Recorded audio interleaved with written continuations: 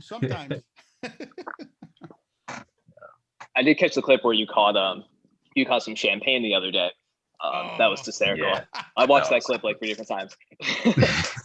that I was was like, totally unexpected, man. yeah, I'm standing there, I see this guy opening a bottle. I'm thinking, oh, we're gonna have some champagne or something. But no, we have to blow it up and do the F1 racing style celebration.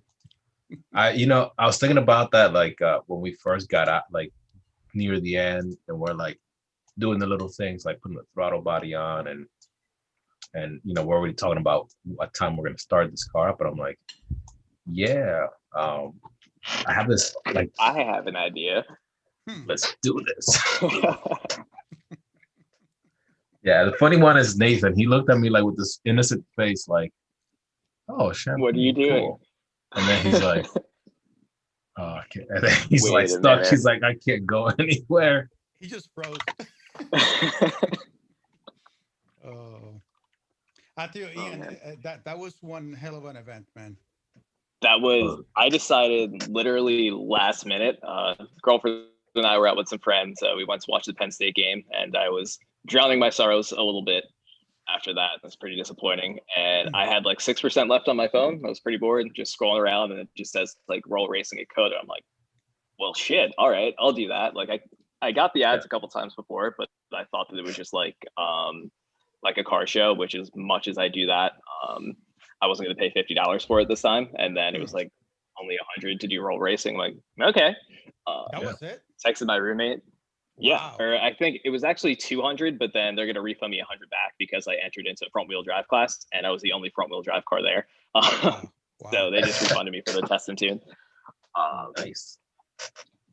Yeah, it was funny. They were like running through all the rules and they were saying like, oh, at 3:00 we'll do eliminations or whatever. And he's like, and there's one front wheel drive car. He's not racing because he already won because there's nobody Hmm. to compete with.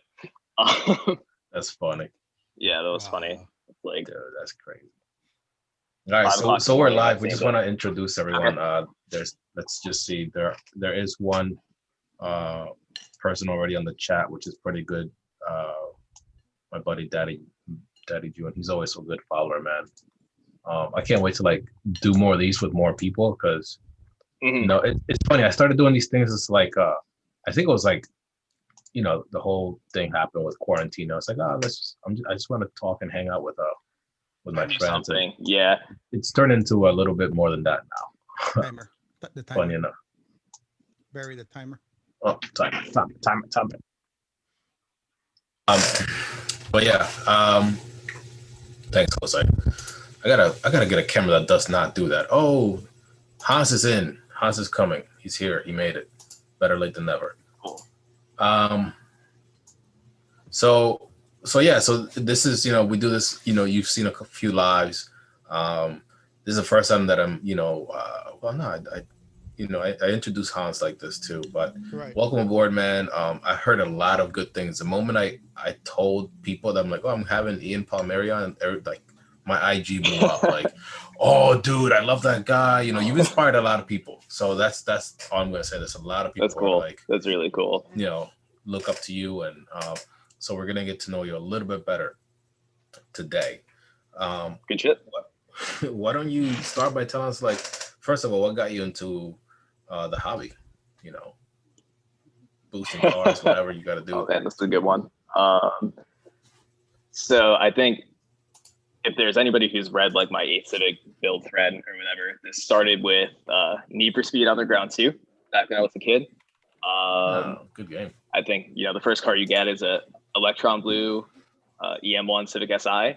And when my sister started car shopping for her first car, she got a 2000 Civic EX, like it was forest green, super ugly car. But I didn't know any better, so I thought that was the same thing as what I played in the game. I'm like, you could turbo it, you could do this. And funny story, apparently an automatic D16 Civic isn't really the best platform to go fast on. And it kind of snowballed from there. I ended up buying the same car, but it was white and the 5-speed. Still realized that was slow, and it was also slowly decaying from rust. And I think around my sophomore year of college, I got the SI. Wow. Well, now, when you got the SI, were you like, tell us what that was like? Was that like your first, like, because it's a quick car out of the box? It's not obviously there's fastest car there, but tell us about how it was to get into that car. That was probably one of the I guess at the time one of the most exciting moments of my life. I had worked 3 jobs over the summer to try and get one. Like all my freshman year of college, I was working. I just couldn't find one that I wanted, and I was really particular about wanting a white one. I almost settled for an orange one that was super overpriced. And then I was going to shop for this, and then like same thing. Like I had settled for an orange one, and the dealership, I went on their website, like Civic Si, and they had 2. And there's one they didn't have pictures of it, but it said white navigation 6 speed. I'm like, oh, let's check that out. And then that's how that happened. I actually had mods for it before I even bought the car. Local friend of mine, he actually friends with my sister. I think he was a senior in high school when I was a freshman. And he had one. I would drive past it all the time. He had like carbon fiber hood and all that fun stuff on it. And he was parting his out right around the time I bought mine. So before I even brought the car home, I had like an exhaust in the garage and like I think the window visors and a couple other small things. So my dad walked in the one day and I had like $500 cash on the table. He was like, "What's that for?" I'm like, "It's for my car." It's like, "The car that you don't have yet?" Like, yeah. Sorry. And it's been downhill ever since. Hate to admit it, but I spent a lot of time on the Civic forum without rather than studying between classes, and it just kind of that's how Flash Pro happened, and then it snowballed from there. Nice. Yeah. Once you get into Flash Pro, it's like the sky's the limit. As far as obviously there's a lot of stuff you can do with NA, but what made you decide at that point to go boosted, and why did you go with a supercharger? So let's see. I had this conversation. If any of my friends are watching, they're probably laughing at me because I had this conversation with all my friends in college probably 15 different times. Realistically, it probably boiled down to it was a little bit cheaper to start. And I didn't, when I first got this car, I didn't know how to install anything. I did coilovers wrong. I like tightened them backwards and I stripped all the nuts. Really, really stupid shit. So it seemed like it was a little bit easier to install. So that appealed to me. And to this day, just my driving styles is a lot more fitted to a supercharger than a turbo car. Like I don't really do highway pulls all that often. I just kind of zip around town. If I have to pass somebody, I have to pass somebody, and that's where it ends. So I just figured the low unpowered suits the way that I drive a little bit better. And somebody, again, friend of a friend, just happened to be selling a kit, and everybody tagged me in it. Like, all right, shit. Well, I happen to have $5 more than what the kit is worth, so we might say we bought that. I'm not saying these are all good decisions, but that's what happened.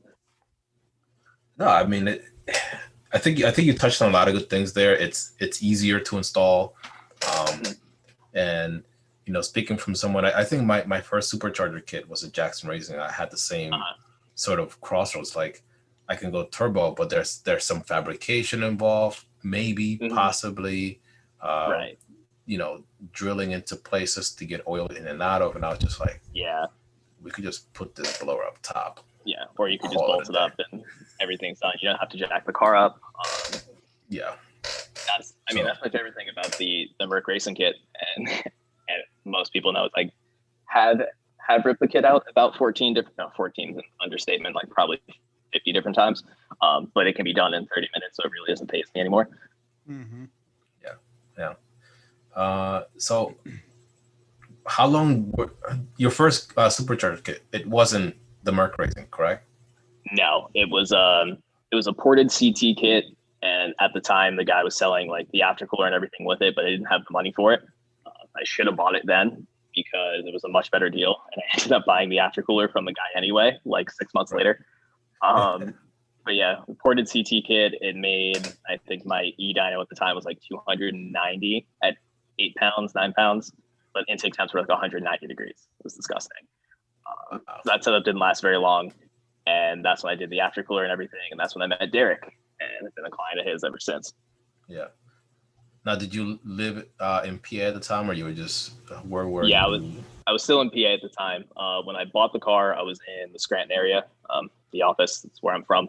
It's a real place. It's as boring as it seems. But then once I did all the supercharger stuff, I was in Kent State. So I was living there, but I came back pretty much every other weekend for work. So I would leave my car home over winter, and I would do a lot of my work then, just whenever the weekends I was home, kind of home from work, and play with the car for a little bit. Got it. Okay.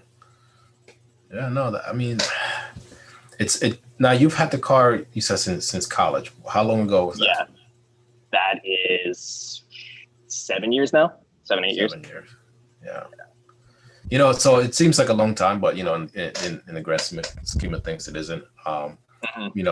But telling how people either lease their cars or change over cars, that's a pretty good ownership, and it's a pretty good looking car. I have a picture here. Is that what it looks like currently with the lip kit?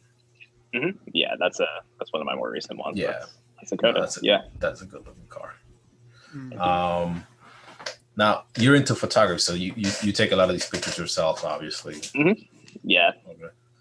Now, is that what you do for a living? Just curiosity. No, that's a side gig for me. Since I moved to Texas, I haven't done it for pay. When I was in Pennsylvania, I used to do it a little bit more. Actually, most of my paid work was for weddings and stuff like that. The car stuff is usually just what keeps me going and keeps me entertained. Yeah.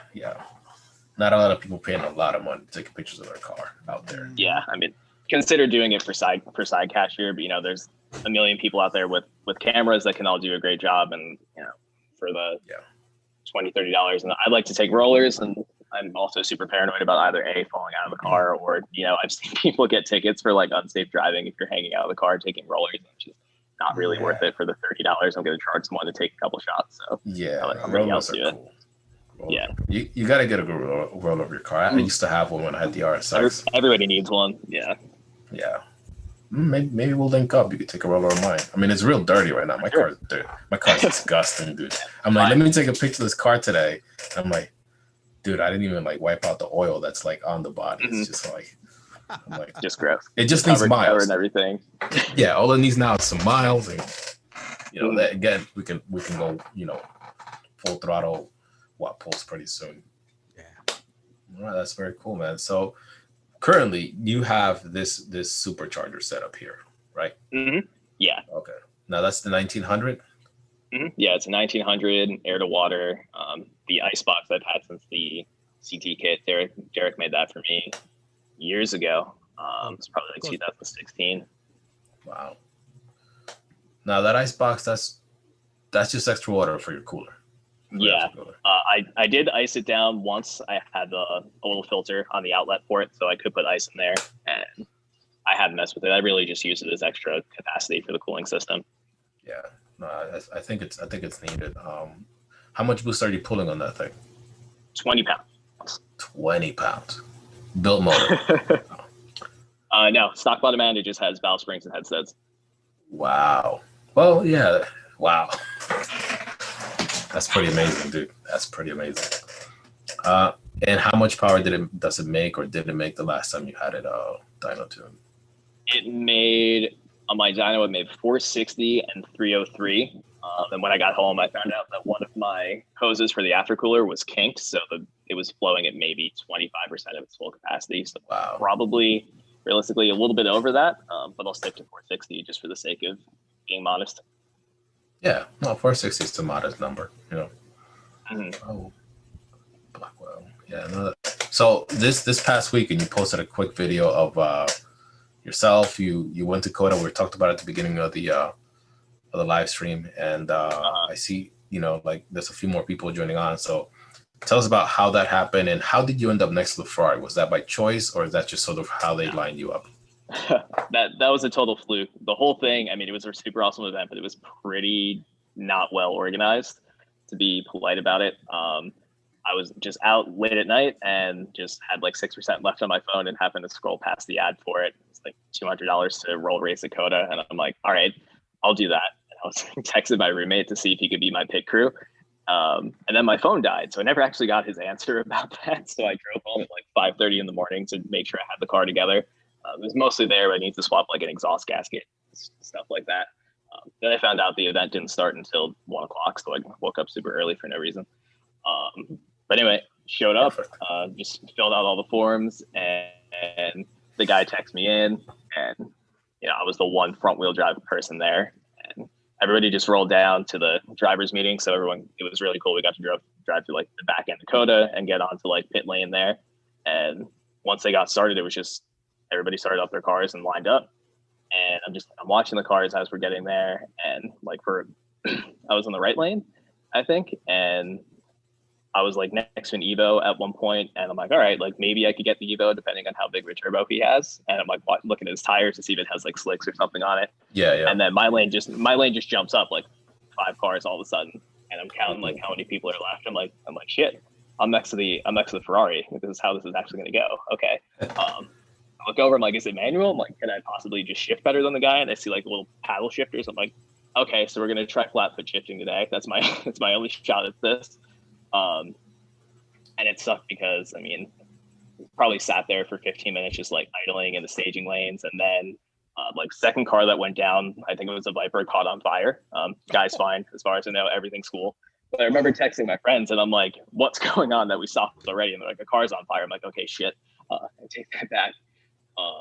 And then somebody else broke down, I think, and right when we were about to go, the Ferrari and I, then we got like stuck there again for a little bit. I don't know what the problem was. And I had my flash probe plugged in, so I couldn't see what like my intake temps were. I'm like, it's gotta be hot. So I had pretty low faith once we started. Yeah. But yeah, we took off. It was supposed, I think they said 40 to 60 mile an hour rolls. I was trying to get to 60, and then that 400 feet just came up a lot faster than I thought. So it was in third, but at 45 miles an hour. So it was kind of a slow start for me. But then we went. And now about that, you have the PPG gear set, right? Yeah, I have the PPG all motor ratios, so they're a little bit shorter. I stuck with the stock final drive though, so it's really not that much longer than stock. Good. Okay. I do have an Albin's final drive here. Yeah, but this is another one of my. I have a tendency to overbuy things. I'll buy multiple of everything. Never. Same thing. Like I didn't. You can never have I didn't go enough gear anywhere sets. for Christmas last year. Yeah, you would. I have extra of everything. It's disgusting. Yeah. But yeah, I didn't go anywhere for Christmas last year, so just kind of sitting around, not doing anything. And this guy posts. It was an Albin's gear set, but it was like super, like the long ratios with like a 4.3 final drive, and I'm like, okay, shit, I'll buy it. And then I was like thinking about it, and I typed in like just like what the like how fast I would be going in each gear, and I realized like this is gonna be really, really long for me. And I thought about it for like 3-4 weeks. And I'm like, no, not going to do it. And then PPG gear sets went on sale, so I bought a PPG gear set. Decided to do that. So I had both sets shipped to Dale at Gear Driven, and he disassembled the Albin set and just mixed and matched it with my PPG gears and put everything together. And then I just ended up selling the Albin set. Nice. Anyway, so back to let's get back to the Ferrari race. thing. Sorry. So we were next to each other, and I'm like, I didn't see him pass me right away. I'm like, all right, this is going well, maybe. And like I said, I just flat footed it into fourth, and I just slowly started to come around, and I'm like, oh boy. And I honestly wasn't even sure if I got him, but then I came back around, and just the round of applause was awesome. I know, you could hear it. You were the underdog in that race. That's all I can tell you. Yeah, that was cool. Super unexpected. The guy, everyone keeps, and I feel bad because everyone's like, oh, like he must have felt really bad, and like maybe he did, but he was super cool about it. We rolled back around. You could just tell he looked surprised, and he was like, that was good. Thanks. That was good. Just laugh. Yeah, what do you do? Just laugh. Get beat by Honda. Like, what else are you gonna say? Yeah, I'm gonna play that video for the folks watching in case they didn't see it. Let's see. G, do something like this. So.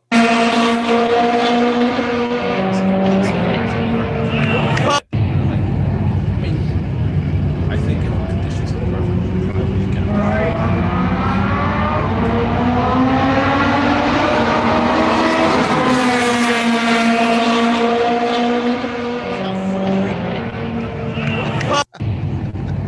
There is nothing like the sound of a supercharger. They're just sorry. There isn't. How much power does the Ferrari make?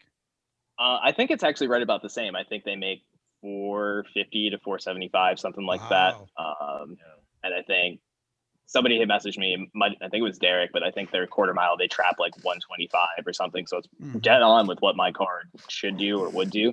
So it was actually a pretty fair matchup. I didn't realize it at the time, but yeah, that was cool. That's really good. It really, it impresses me. You know, it caught me by surprise. Even I didn't know we were making little front wheel drive Hondas as good as Supercharged. That's Right. pretty awesome. Wow. Yeah. Yeah. I mean, I I heard of mean, people racing crazy cars and so on, but what you did there really put me in a new hmm perspective. Yeah. No, it was cool. It was Hmm. an interesting and the, experience. Absolutely. Yeah. and the fact that it was at a sanctioned place, this wasn't, like hmm the streets and where you hear the horns. This was, I mean, aside from the thing being a little bit unorganized, the action of like getting lined up, getting to the hmm cones, and just taking off, like that's a pretty legit race. Jose did a few of those back in the day, Hmm. um, when you were testing the air-to-air kit. That's right. Um, hmm Poconos road racing. Yeah. Oh yeah, I Hmm. love those. I did that when I lived in Pennsylvania. I did that once to The, with the the, CT kit, and that was the loudest car there, but the slowest car there by yeah, far. yeah. yeah, Now, that event was awesome. Go ahead. Yeah. no, go ahead, guys. I mean, No, that was it. That was it. I haven't done any of those. I should probably try to find one around here. I don't know if like we have anything nearby. I guess I guess let me see. Lime Rock doesn't have a pretty long straight. Well, the Pocono event is not that far from you. No, When you it's think about not. it, yeah, that would be the No. one to go to. I don't. I think they still do it. Maybe if not them, I think it's someone else now, some other hmm company. Yeah, I've seen two different names tied to that event, but pretty much Yeah. since I've done it, I've seen an ad for it every year. Mm-hmm. Guys, we have Signal Evolve here. Man, I'm gonna unmute you. Put aside the cocktail, bro. Yeah, beer. It's not. It's chocolate milk. It's chocolate milk, right, right. Yeah, That's what I mine is tell everybody brown on too. Zoom Mine is now, brown too. It's chocolate. dude. You guys are leaving me in the dust. I said I was like, I'm not gonna drink. I'm gonna try to keep it pro. I did enough drinking during the engine build. I was like, give me a drink. This is not going so well. Oh man, we got a ton of videos of that, Ian. So I'm just like scouring through. I'm looking like hours of video right now. Yeah, that's 'Cause my bad. there's a lot I of just carpet bombed everything that was on my phone. Actually, Barry, you got a couple of questions if you want to like, oh, let's see. yeah, just to kind of, yeah, that way we don't pile them up Yeah. for later. Matt Fuller. Let's see. Daddy June. Yeah, long day out of solos. He has something else before. I think. Where is it? Do you have No. a YouTube, Ian? I do. Ian. The YouTube is just Paulie P. That was my forum name. Not super active. There's a couple old CTS my contact kit videos on there, and then my latest dyno, and I also have one of an install guide for Jose's Merc Racing kits here. One of the many times I ripped it apart in my own incompetence. I think that time I was replacing a knock sensor. I decided to go through and just take it step by step. So if anybody's curious on how you can install those and how easy it is, because it's seriously really simple, Mhm. I would suggest going to check that out. If you have any questions, I don't think I missed anything, but every so often somebody comes up with something, feel free to message me.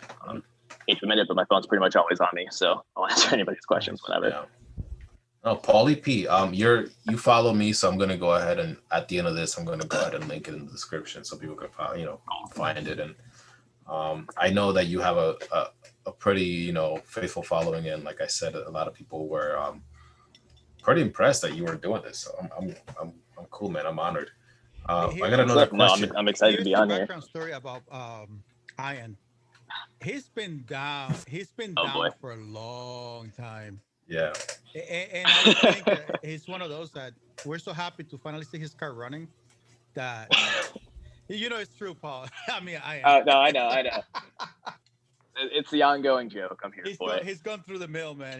I mean, this guy was posting pictures of him standing backwards, upside down. Oh yeah, the on car, with the handstand legs shot. sticking up, and That was the result of giving somebody who has no idea what the hell they're doing. I did have assistance pulling the head off, and my friend Ben helped me put the valve springs back in. But reassembling the whole thing, I was on my own, and I hadn't done anything more intensive than installing a supercharger.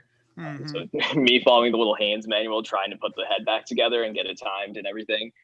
That's where the handstand photo came into place. A couple beers deep at the time, but that's what happened. I was just kind of sitting there looking at the empty space, and you could see the subframe down there, and I was like, I wonder if I could do. Yeah, there's the picture. Like, I wonder if I could do a handstand here. I wish I had a video. I have to admit, that wasn't my first attempt at that. There were several attempts to, one, get up there, but then two, hold it long enough to get the picture to be taken.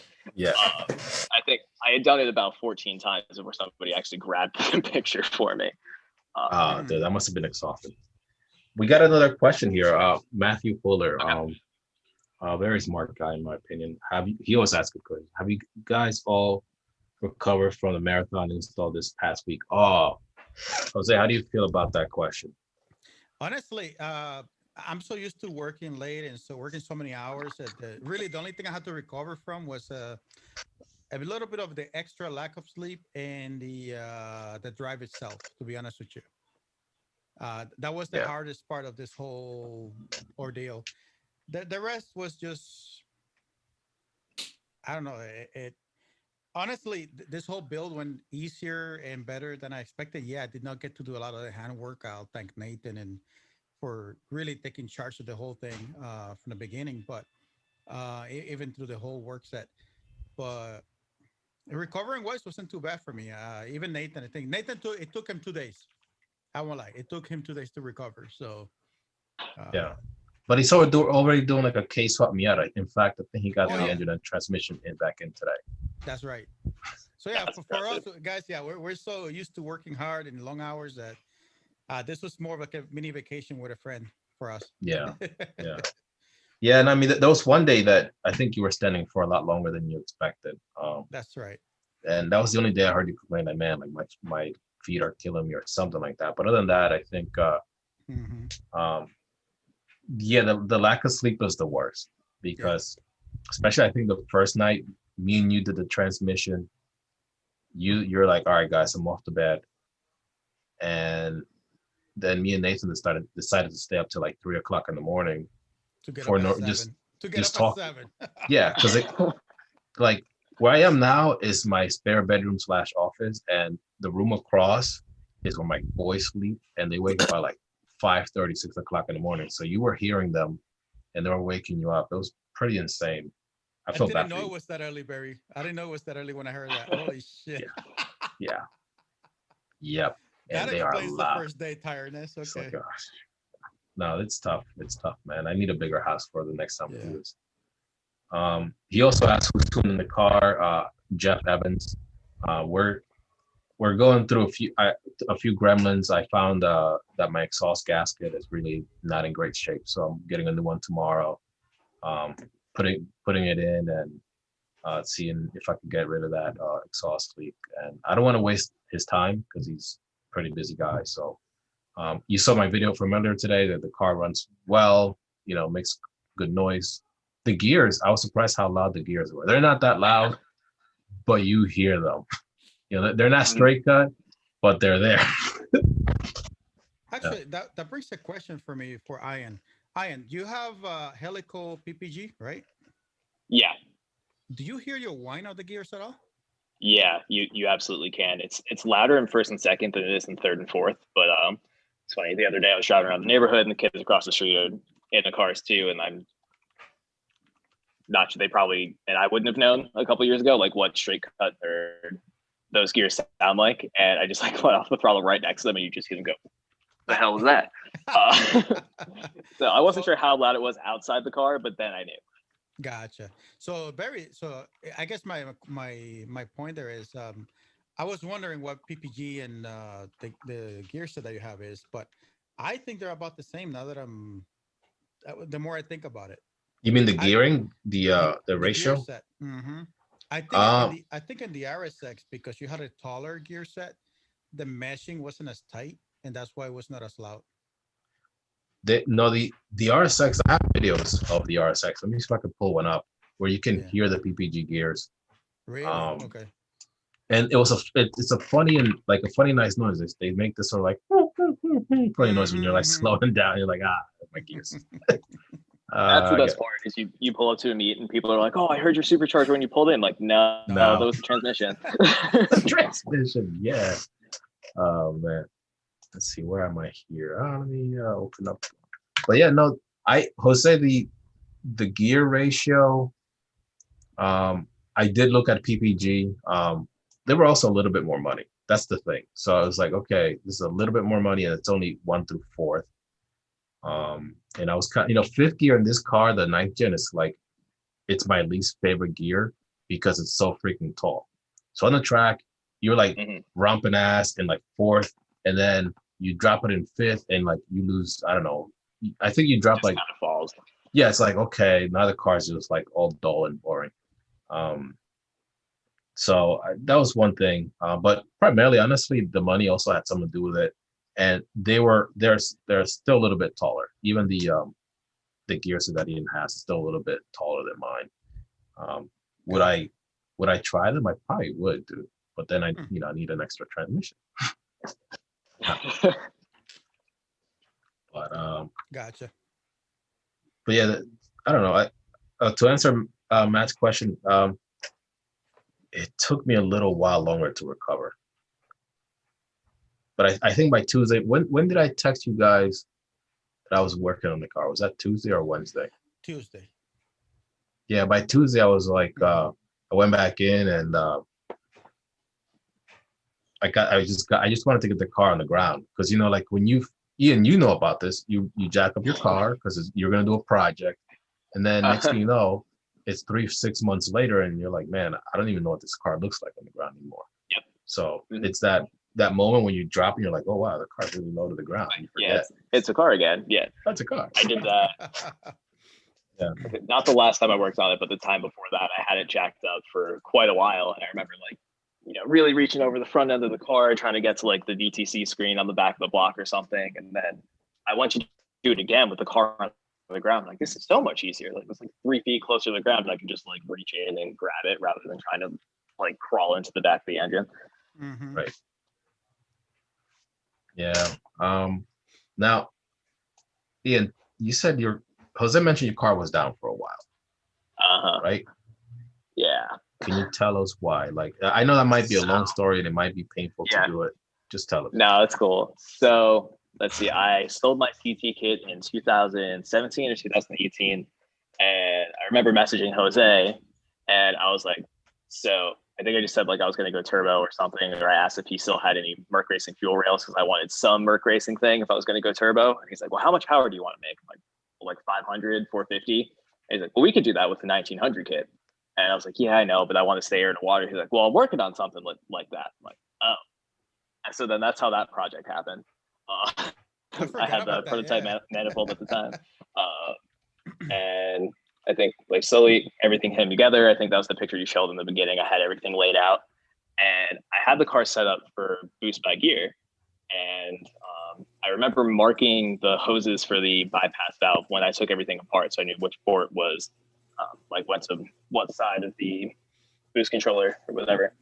And I'd also done the head, so the like valve springs and everything. And my valve adjustment was trashed because, like I said before, I had no idea what I was doing. So while I was trying to figure out why the car sounded like shit or trying to get the car to burp, I hadn't had any of my gauges or anything hooked up. And long story short, it turns out that I overheated the blower while I was trying to burp the car because I wasn't paying attention to anything else. It was in boost at idle because I plumbed the boost by gear backwards. So that bypass valve stayed entirely shut while the car was at idle. I finally found the data log like 6 months later that like it was like intake temps of 200 degrees for 5 minutes and there was no airflow going through it. So that's actually what killed it. Rest in peace, my first blower. That's going to be a lamp at this point. I think I got the price to rebuild it, and it was going to be the same thing as just replacing it entirely. So I'm going to have a $2,000 lamp at some point. And so then and right around the same time, I was moving down to Texas, or I decided to move down to Texas at some point in the middle of that whole build. So I came out here and I had gotten the car tuned with, so the whole fuel system and pretty much everything else that's in that picture, less the blower. And it made like 221 on E85, and it came off the dyno and had no oil pressure. I'm like, shit, what the hell's going on? and my brand new OEM timing chain tensioner broke, probably because my valve adjustment was bad for so long, or not even for so long, but just because it was so bad for that brief period of time. I think I killed it on the dyno. And this is like literally 4 days before I'm supposed to be moving to Texas. So I overnighted a timing chain tensioner. I had a shop local to Derek install that for me, and I drove it home. And then it leaves like a puddle of oil on the ground. And apparently my oil pan was cracked, or at least I had no time to play with it because I was working up until the day before I left. So I took it to a shop, and they're like, "Your oil pan's cracked." I'm like, shit, okay. So I overnight an oil pan to the oil pan. And at that point, I wasn't even going to take the car with me to Texas. I was only going to take one. And then the brakes on my other car crapped out that same day. So I'm like, this car that I hadn't driven in like 8 months at least, probably closer to 10. I just drove it 1,500 miles to Texas. And what else happened actually? When the supercharger died, I don't know if it was pieces of supercharger from when it overheated and just sent some like finely shredded supercharger through, or I also had an issue with my spark plugs. Like one of the threads in my head got screwed up, so I had to rethread those. One way or the other, I changed my oil and it was super metallic. And so I flushed it a few times, but don't totally know what the source of that metal was. But I drove it like 2,000 miles to Texas, and I'm still driving it now, and the car's fine. But yeah, so eventually I got out here, got a new job, saved up, and I got another blower. And then I think that was July, right around my birthday of this past year, that I was able to get that blower and get it all set up. So you ended up with 2 blowers in your ordeal? No, I don't currently possess 2 Well, I do. I have the one that's on the car, and I have the one that died. Okay, but you had 2 failures or just 1 failure? No, just 1 failure. Okay. Whew, okay, got it. Wow. No, I don't have that bad of luck, fortunately. Got it. And I was able to do a little bit of research this time. So what happened is I had it originally. It came with just a single port bypass valve, and I just left it at that because I was too traumatized to try to do it again. Yeah. And then after a while, like the car was over summer, it's like 110 degrees every day here in Texas. So I'm like, okay, I really didn't drive it all that much. It was heat soaked, and I had another car with better air conditioning, so I just just drive that. And so while the car was going to be down, I'm like, I'll get it set up for boost by gear. So I put the other bypass valve and stuff on it, and did enough research this time and found out what each side of the port means. Got it set up for boost by gear, so now it makes I think we set it up for 8 pounds in first, 15 or so in second, and then full boost the rest of the way through. That is awesome. How are you doing the vacuum for the boost by gear? Let me see. So I can flip you over to the car. I get that question a lot, and there's so many weird. I want to know. I don't know. There we go. So let me see. So here's my boost control solenoid over here. There's 2 ports, and it comes back over to my bypass valve. This is going to be really shitty to see because my bypass valve is actually down in the corner underneath here. There's 2 ports, and I think the top port, and nobody quote me on this, otherwise you will see the same fate as I had on my first blower. Let me double check that so I can verify it, but there's 2 ports. I believe the out port goes to the top side of the bypass, and the other one goes to the bottom. But the vacuum reference is the same. It's the same thing. So just rather, the boost control solenoid is really just a T in between the whole thing. It uses the same vacuum reference on the inlet as it would on the single port. Gotcha. So you really have no separate vacuum reservoir, and it works with just the OEM vacuum. Yeah, it works exactly the same way. Super simple. Awesome. Now, where do you tap your boost control solenoid to? Is that going for evap? I forget. So let's see. The boost controller itself is pinned into the ECU. I'm trying to think. What do I have? The vacuum reference for the bypass is in its own place on the inlet, but I had my brake booster and my evap teed into the same thing on the other port of the inlet. Gotcha. Yeah, I'm gonna have to look into that. That's something that we wanted to make simple for everyone, even back when we were doing it with the RSX stuff. Right. Because everyone says it's impossible. You can't have boost by gear on superchargers. No, done it twice. Technically 3 times. You're my guy. I did on my CT kit, and I did on my CT kit, and I just left the setup and works exactly the same way on the TVS.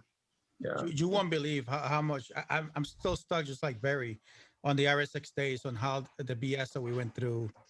And you got to have a vacuum tube filled with vacuum, and you won't know. Oh, you won't believe this.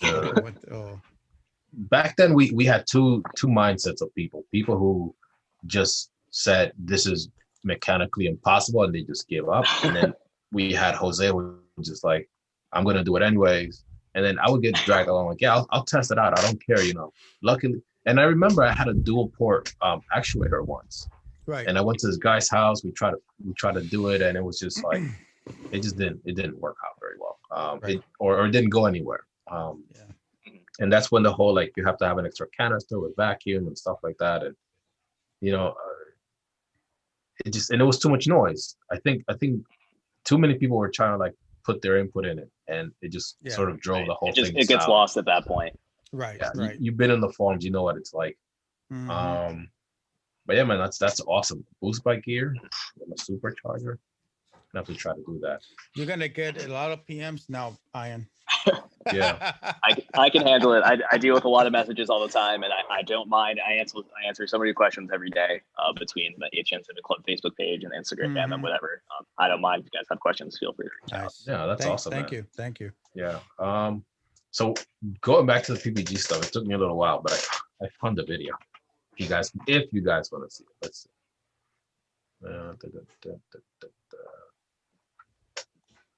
Because I remember in this particular video, you could really hear the gears. Screen share. Let's share that and that. You guys see it? Mm-hmm. Let's see if you can hear it. I know that car.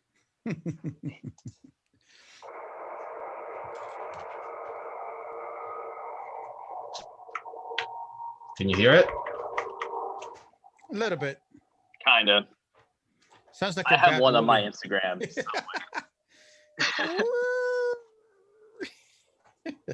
Yeah. Somewhere buried in my Instagram, it's probably, I don't know, like maybe 20 posts back from whenever I have a picture of all the gears on the transmission. My next post or so after that, there's a clip of just the car coming down the street. You hear blower whine, and then you hear gear noise as soon as my friend gets off the throttle. So it's in my Instagram. Oh, Ian, I got that video. I'm gonna play it for you. Let's see. There has to be a way to play audio. Hey Barry, are you hearing me? Yeah. How do you play the audio right now when you play a YouTube video? How is it routed? That is through Zoom. And I had an issue once where like it just wouldn't do it, which is why I do got to get better at OBS. Because but again, like I don't have the time to sometimes do all that stuff. I think what you might want to do, I don't know, the fast way might be set up a secondary laptop to the splitter. Yeah. There you go. Go with the iPhone now, but that was my CT setup. My first one, uncooled and everything. It's gone too exhausted. Nice. Let's see. Do we have a video of your? I may not, of all the things I sent you, I may not have sent that one for some reason. Here's the fire one.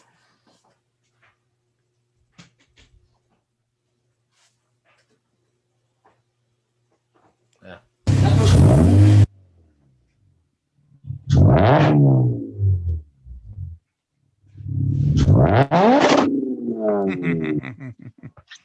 Awesome.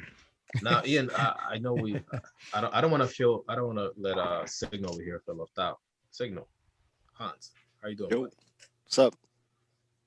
Dog box. I'm not doing dog box. We got a guy saying, "Hey, are you gonna do a dog box next?" I'm like, no. How you doing, man? Kind of tired. You look a little tired. Tired today. How's the yeah. car? Car's down right now because I gotta fix my brakes or change my brake pads. So I haven't been driving it for the past week, giving it a break because I've been driving it every single day. I put a lot of miles on that thing, so for it being my second car, I put 20,000 miles in 1 year. For it being a second car, it's not even my daily. It's just a nice weather car, and it was down for a couple months when I sent it to Jose. So I drive it, man. I drive that thing. Dude, I think I put 3,000 miles on my car in the last year. Tops. Here's the crazy thing. He said he drives the car. He drives it so much he already needs brakes. That's nuts. Yeah. Sorry, man. I had to throw that in there. I just shocked me a little bit with that one. Yeah. It's a good thing. Yeah. Yeah. Now, are you gonna upgrade to the 6-piston kit? Nah, There's but an upgrade. We'll do it, right? I'm going to put that 2300 though eventually. Because I don't see any now. Everyone's upgrading to 1900. Now I gotta one up everybody. Yeah. I almost did it. It's an I asked Jose. You almost went 2300, Ian? Yeah, I messaged you at one point. I'm like, hey, how much bigger is a 2300? I think I was concerned that it wouldn't fit. Okay. And I almost did it. Oh my god! Not sure if that would have been a good idea or not. Kind of wish I did now, just because it would. Mostly because you could say you have a 2.3 liter blower on a 2 liter engine. That's really most of the reason I would want to do it. Jesus Christ. You would have put a couple of bus lengths on that Ferrari then. Yeah. Sorry, Hans. But yeah, no, Hans, I know is dying for that 2300 too, man. I have some ideas for you for when you're ready, depending on how your build goes. Mm-hmm. So when the time comes, we'll talk. Are you gonna port his head? No. It's having to do with going a different route with the manifold and all that. So and kind of inspired with the current racing setup I'm doing for that one customer. So yeah, because you're doing something funny there with the cooling, right? Like, but we'll talk about that another day. Yeah, later. I don't want to take. It's under R&D. Top secret stuff. Top secret stuff. The head porting got a lot of attention. People are like just going nuts about. Yeah. It's like, oh hey, so how is like, they want to know what the difference is, how much more power. I'm like, I'm not even there yet. I don't know what the port did for us, except car's a little louder, and again, like it's a totally different car with the lower compression. Mm-hmm. But we'll see if how it does, man. Like I haven't even put like full throttle in the car. Just not even like 75, 80. No, dude. Not even. I got to like 50% throttle and I hit like 12 psi. I was just like, that's nuts. I don't know how you're doing it. I couldn't do it. I would have full. Would have been in it by now. Full send, man. Right? Yeah.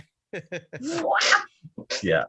No, but about the Ian, you were talking about the valve flashing. So I'll admit, and everyone watching, I don't care. Like we were like when we figured out that we should check out the valve lashing, we had we didn't have the right feeler gauge. Okay. And we were so tired of driving back and forth between parts stores and stuff like that. We had we didn't have the 0.011 millimeter feeler gauge, but we had the 0.012 and we had the 0.010. So, we were like, hey, let's just go the in-between route. Like this one should fit, this one should not fit. And it worked. Look, the car started, it ran. But it was kind of noisy, like clickety noisy and stuff like that. And like, so I ordered a feeler gauge from Amazon and I'm like, and make sure, yes, it's got everything we need. And so today I'm like just taking shit apart because I'm just like, I don't want to go to the tuner with like little gremlins or even like waste his time eating little gremlins. So, some of the like there was probably like 3 sets of valves that weren't exactly perfect. So after I did that, that's when I recorded that video and I put it up earlier today. But yeah, that's the stuff that it's like a little bit scary because it's like if the piston just goes hits a valve, there goes like you got to take the whole thing out again. Yeah. So, but yeah, like that stuff's important, and it's still amazing that we were able to get all of that stuff done in like 3 days. It really was about 3 days of work. That's it. Yeah. Yeah. But let me see if I got any more questions here. I put 500. Daddy June. I put 500 miles this year, and it's just to break in the clutch. Dude, the year's almost over, dude. Yeah, you got to hurry up. Man. You got to drive it more. You gotta drive a little more. Matt, get some AP calipers. You can fit some serious thick pads in there. What are AP calipers? Company Brand. AP Racing. AP Racing, yeah. AP Racing. Yeah, but not Matt. He's already got the you already got the Wilwood 4-piston, right? Which are look at those spoon brakes. Beautiful, Look, beautiful. Oh man, they're wet, dude. That's all your No. pride and joy, isn't it? It's a showpiece. I did it Yeah. literally again just because I could. Mhm. Nice. How hard was it to get your hand on those? Some people go the very difficult route. It really wasn't that bad, but I remember I was supposed to buy them from somebody, on Facebook who said he had them. He's like, "Oh, I got a guy in like Japan who will ship them out," and paid the guy through PayPal, and the whole thing just seemed a little bit weird. I got my money back, but at that point, I think I was trying to have them on for some event. I think I was racing at Pocono that same weekend, and the day after that was the car show, so I wanted to have them on for that. So then I just went frantic, and I found some other dude on Instagram who I'd never heard of before, happened to have a set laying around. Could have been a shady situation, but I got them. He shipped them right away, same day. So it was actually pretty easy for me to get them. But I know sometimes you can deal with really long wait times just trying to get them from Japan or wherever they come from. Yeah. Oh, that's a nice shot. That is nice. Yeah, Ian, you did a pretty good job at sending me a bunch of stuff, dude. That's what I'm gonna say. I have way too much nonsense. I know I spammed you with it, but there's a lot of choices too. I like it. Nah, dude, that Google Drive it's got plenty of space, man. I might do a few more of these with people and just say, hey, send me all you got and whatever. Yeah, but, it's a nice idea. Ian, where are you going next with the car, dude? You've done like pretty much everything except build the block. You've got valve springs and retainers on the car. Yeah, valve springs, retainers, and ARP head studs. ARP head studs. Okay. Motors and built, transmissions obviously built.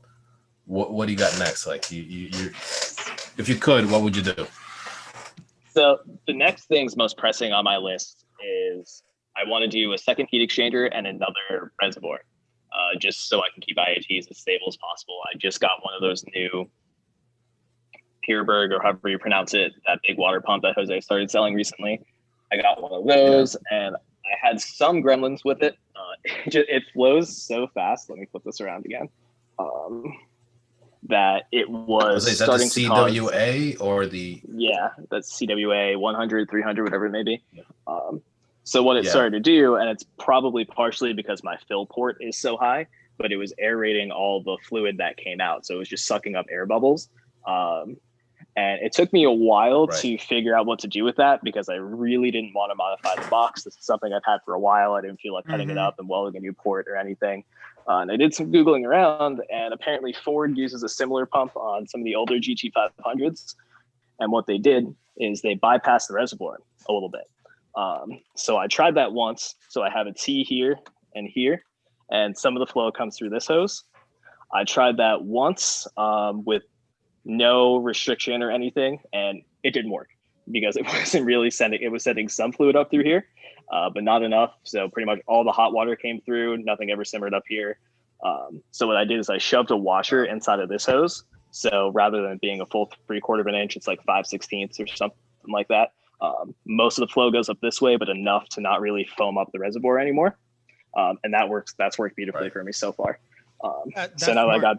That's smart, Ryan. That's very smart. Thank you. So yeah, the next thing I want to do, we're gonna set. I cleared out all the space up under here. I want to get a reservoir built for that section in there where the like the hybrid racing battery tray used to go. So that paired with the second heat exchanger is my next order of business. If and when it blows up, I'll build another block. Probably, I'll probably do another K20. I don't really know if I want to do a K24. You want a K24?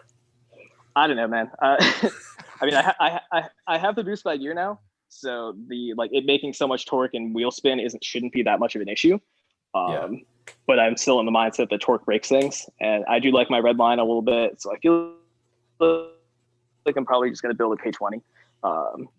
keep things a little bit easier to control, not so much, it really doesn't torque steer on me either, and that's probably partially to my tires are probably to thank for that, but I do like how it drives now, and I'm afraid that the extra torque might make it a little unmanageable compared to what I'm used to.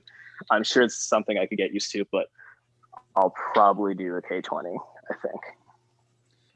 I for the longest was super happy. Actually, I still would be happy with the K20. It's a very drivable motor. I love the sound of the RPM, and it's just that confidence of that high revving, range without even any concern. Just feels really good. And if you're happy with the power, at the end of the day, that's all that matters. Yeah. I was happy. Yeah, no, for Yeah. me, it's like So once the big I thing went for with the me, I mean, they're K24. Sorry, go ahead, dude. No, you're good. A lot of people have said that too. Like once you get a K24, you don't want to change it up. And one of my friends, local, Eduardo, he's probably only like 30, 40 minutes for me. Same blower. He's an air-to-air setup, but he has a K20 24 setup, and he made 10 horsepower more, so not that much, but he made a lot more torque all the way through. Yeah. He and I haven't raced each other yet. That's not necessarily a call out, but it kind of is. Yeah. I'd be curious to see where that goes. I'd be curious to see how that went, just to be, because they're very similar power, but the delivery is totally different. Yeah. So I'd be curious to see where that goes, just for that will make a great sake. video. That will make a great video. Mhm. Yeah. Now the gearing, does he have any gear set upgrades? No, he's still on the stock transmission. He has given me a lot more faith in what the stock internals. It's a stock internal K24. It's a stock transmission. I'm astounded it's held up as well as it has. But does it drive hard or just smooth? yeah, I think Eduardo's definitely called me a bitch at some point, so I'm pretty sure he's not kind to it when he does drive it, and he drives it more often than I drive mine. I'm pretty sure. Gotcha. Wow, he's been lucky. Yeah. Mhm. Okay, I'm kind of, now you got me my mind spinning. He's got to have like 225s or something like that tires then. I think he has 245s. He has Evo. I know way too much about other people's cars. He has 245s on Evo 8 wheels. I think they're like R888s or something aggressive. Okay, so he's got grip too. He's been lucky. Okay. Yeah. Wow. Huh. Right? Yeah, that's pretty crazy. Yeah. Jose, we got a question here for you. What you got, brother? And this one might really be for Nathan, so you might want to call him. Jose, which motor has better rod length to stroke ratio? Ideally looking to minimize any side loading on the pistons. Oh, guys. That is too Call technical for me. Nathan. That's I'm being a little bitch. I might say the word. I do not like answering those questions because I'm not a motor builder, and our experience is limited to just a few motors we've built, and I will have to research that to give you the proper answer. It's it's not an answer that we can just give you in 5 minutes for sure. No, without studying it first. Yeah. Sorry. I mean, like I studied this motor just to see like what the difference is, because I had a rod. One of these rods is from an old K24 and the other one is from the new K24. I'm like, this looks thinner. Like these look like the Honda Accord rods we used to like shit on back in like 2004. Right. And sure enough, like there's a huge difference with like probably they're minimizing cost, but like that's as far as it goes for me. I can't measure stroke to length ratio and stuff like that. Like how did we measure the flow of the head after you ported it? Do you remember that? Repeat that again. I'm getting a whole bunch of notifications now. I'm sorry. Say that again. How did we measure the head flow after you ported it? Oh no, I don't want The leaf. Oh, come on. No. The leaf blower. It's like a little dual leaf blower. Just like there's more air coming out now. Well, here's why it was fun. Go ahead, Barry. I'm sorry. Now you got me excited. Go ahead. Say it. We did this in like a crummy old garage. You know that. This is not like we have like expensive equipment. Whoever, Nathan had the expensive tools to measure like bolt stretch and stuff like that. Like I've never even seen those things. But go ahead. Yeah, no, the whole thing with the testing, with that blower, was not more to test, how much CFM and give you a number or anything like that. It was more to see how it felt. But it was incredible to see how your K24Z head does not flow at all on those two outer ports. The two I center know. ports literally just flow right out the exhaust very nicely. A lot of CFM, a lot of airflow. Yeah. The other one literally hits a wall, and that wall literally resists flow from leaving the head. I did not expect that at all. I thought at least it would push through and curve out, but no. So Yeah, no, that's still upsetting. And this is yeah. why I still would say, maybe a head swap, whatever, but we'll see where this goes. But yeah, I don't have any more questions for you, Jose, except people want to know where their Nah, supercharger don't go kids there. are. Ask me on email on business, please. He's cool. He's cool. He knows he's gotta wait. We all had to wait. He asked me. He actually has me curious right now, and I'm checking. But once Yeah. I figure out who he is, I'll email directly. I think he ordered like after our first live stream or something. Oh, really? Yeah, he ordered a while ago. Yeah, I don't know. So All right. We'll talk about your business stuff off the camera. yeah. So we're here for Ian. So let's go. Yeah. More questions for Ian, people. Matthew's a K20C3 with springs and studs. LOL. So now, Ian, question. Since we went ahead, like the big thing for us with the K24C7s is upgrading like the oil pump. To get better flow, and if we want to run it a little bit higher safely. I don't know the agents that well. Is that something you guys are doing with the agents too? Yeah, that's a really common swap. I haven't done it on mine. I just never really felt like I needed to take it over. The stock pump's good to like 8,400, 8,600. I know people who have gone to 9 on the stock pump. That's usually not recommended. But I haven't felt like going higher than 8,600 anyway, but that's a really common swap for everyone. It's usually the RSX pump. I know the S2000 one is another one you can buy from like Drag Cartel. And I don't know exactly what the difference is. I know that that's the best one. I don't know. The big thing I know with the RSX pump is that it doesn't have the balance shaft, so people complain a lot, or at least note that it has a lot extra like vibrations that you can notice when you're in the car. I feel like the S2000 pump does the same thing, but you don't get those vibrations with it. So if I were to do it, I'm probably going to do the S2000 pump. Somebody please correct me if I'm wrong on that, but I feel like that's the difference. Yeah. Well, I'm not sure. I mean, they're both designed fairly similarly. I think the big difference with the S2000 pump, it's got an angle, like it dips into the oil pan more. If I remember, because we used to, back with the RSX, we used to upgrade to the Type S pump because people wanted to run to like 10,000 or whatever. And if I remember correctly, that was the big thing. Better, you could rev it a little higher, a lot higher, or whatever. I don't know about vibrations. But again, the RSX was a very vibrating car. Like it was just like mine used to rattle like crazy. So have I noticed it? Yeah, I did. And even my friends noticed it. Friends who don't ride in the car that much. They're like, hey, your car, it's a little more shaky. Why? And I'm like, oh, I don't know. I did so much shit to it. I can't remember right now. But, like it took me some thinking like, oh yeah. I know. Then I text him later. He's like, whatever. I don't care. Like I don't care anymore. like, so, but yeah, that's now. Does your pump has balance shafts in them? Wait, what was the question? The oil pump, is it similar to ours where it has like balance shafts and stuff? Yeah. So the stock K20 Z3 pump does have it, and then so I think at least the RSX upgraded pump doesn't have them, among other reasons. Yeah, it just flows better. Got it. Okay. All right, let's see if we got another question from Matt. See, Matt's too smart for us. We gotta have him on here to answer our questions. The Z7 head comes with a larger valves though, right? Has anyone experimented with oversized valves on K20 head? The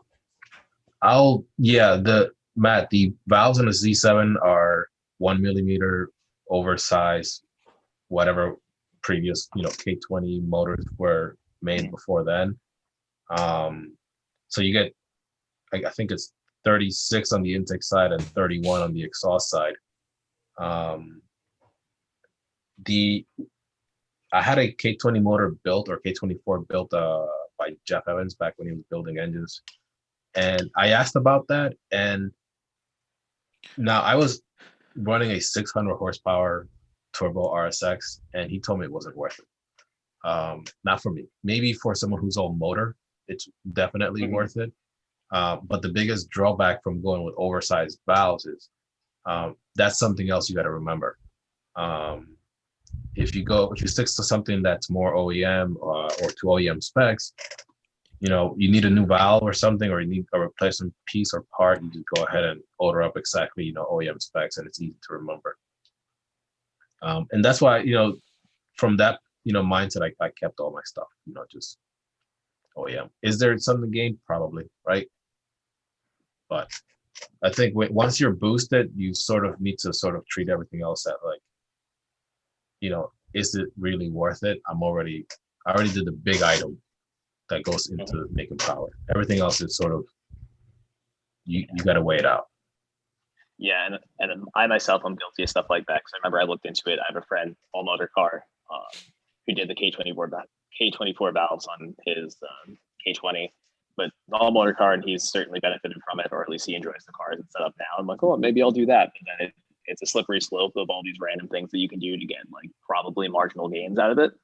And there's other things that I could do to spend money. Could it be beneficial? Sure, but like you said, not always worth it to keep changing things, because the more you change, the more complicated it gets, the more shit breaks. I break stuff enough as it is. So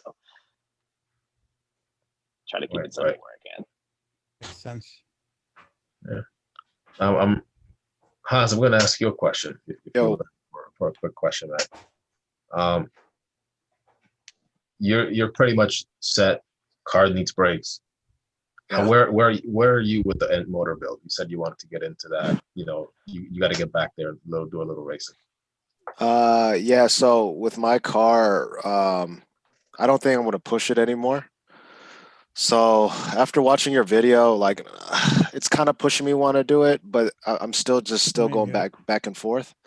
Say something? Just because, like, money wise, you know what I'm saying? So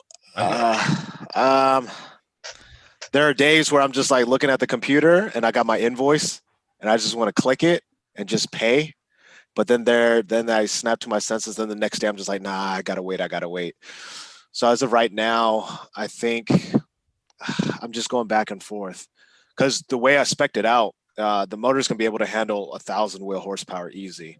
I spec'd it out like maxed out everything, sleeves, the boost line rods I showed you guys, super thick ones, everything, bigger wrist pins and everything, just everything's maxed out. So it's not a cheap motor build, because I'm just gonna do it once and that'll be it. So I want to do it once, do it right, and be done with it. Yeah. But then there's a part of me that wants to change the oil pump, put bigger head studs, and see what the stop motor could do, and just max it out until it blows. So I don't know. Dude, like my issue with that is, like, once you could do the oil pump without taking the motor out. It's very difficult. Yeah. And it's very annoying to like get your fingers all up in there and all that stuff. You got to take it out if you really want to do it right and make sure you go over everything. But once you're there, it's like, that's what happened. I'm like, I'm gonna upgrade the oil pump. And it's just like, oh, I could just do the rods, and it's like, I might as well do the pistons. And it became sort of like, screw it, motors out, build it, put it back in once. So that's where I was. But so Ian, back to your racing days. Are you going back to race more Ferraris? People want to know. Absolutely. Yeah, we'll definitely do more. That was definitely an impulse thing. And I mean, being in Texas, I really didn't expect that to go as well as it did. But yeah, I definitely want to do more of those as they show up, because they're easy. I just brought the car as it was, tools and everything in it. Obviously, I took them out before I raced, but also seeing the stuff that Eric Mooney is doing with his turbo 8th gen, he's knocking on the door of 9s. So not that I think we're going to get anywhere near that. But the more that I see the way his car performed and the way that Johnny's car performed, that other 1900, the red sedan, I'll probably grab a set of slicks as soon as I find something. A 15-inch wheel will fit over my brakes as soon as I can sort that out. I'll probably do quarter mile stuff next year too. Why not? Nice. I've got the transport. The motor blows up. It blows up. Prepared for that too. Yeah, I don't think your motor will blow up, but I've got. Yeah, you got a very good tuner, and you guys monitor everything. You guys are very meticulous. The people, no, seriously, people that tend to blow up the motor is either something is actually already wrong with the motor, a freak accident, but most times, yeah. And that was a big thing, or a big boost in confidence for myself. I mean, I'm generally paranoid as a person, but once it didn't blow up on the dyno, after all the metal shavings and all the other nonsense, it didn't let go then. And it didn't let go when I raced it the other day. Even after it sat, like my intake temps were 130 before I even left the starting line, which usually they're not higher. They're usually not even higher than that by the time I'm done doing a pull.